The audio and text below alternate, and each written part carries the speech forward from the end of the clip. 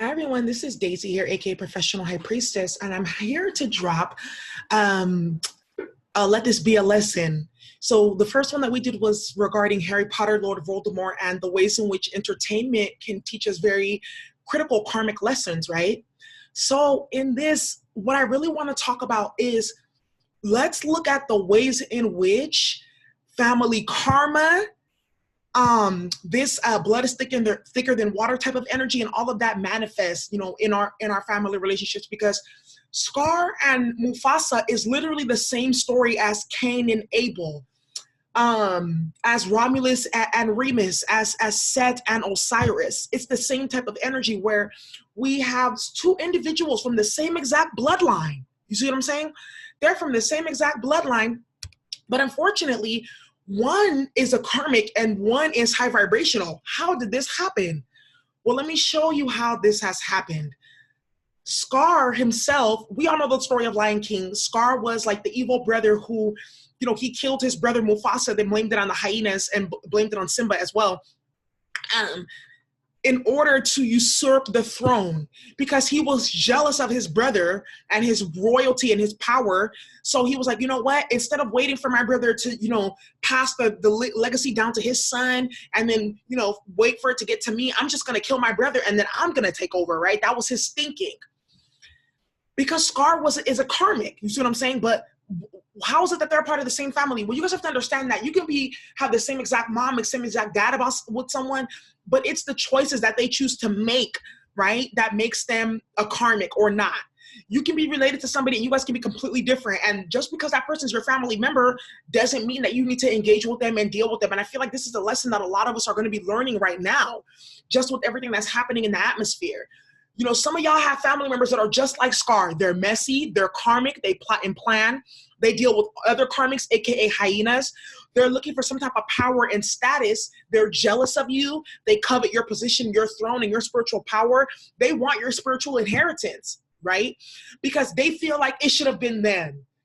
And why, and some of us may think, well, I'm in this position and that's my brother, my sister, my cousin, etc. And I want them to be with me. But you have to understand that that's your portion and that's your offering for you to be like Mufasa, king of the Pride Lands, to, be ruler, to be gaining abundance, that type of thing.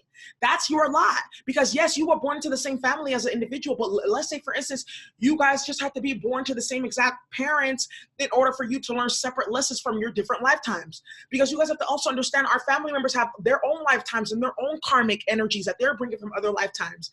And just because they're in our physical bloodline, hereditary family, right, does not mean that they can't be karmic towards us, and does not mean that they don't have karma from past lifetimes that they are still working out in this lifetime, okay?